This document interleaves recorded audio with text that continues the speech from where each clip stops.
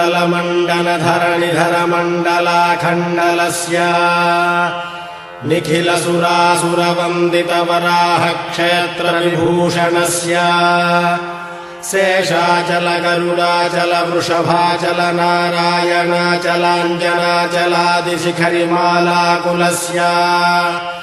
नादमुखबोधनिधिवीधिगुणसाभरण सत्त्वनिधि तत्त्वनिधि भक्तिगुणपूर्ण श्रीशैलपूर्ण गुणवशं वद परमपुरुषकृपापूर विभ्रमद तुङ्गशृङ्गगणद्गगनगङ्गासमालिङ्गितस्य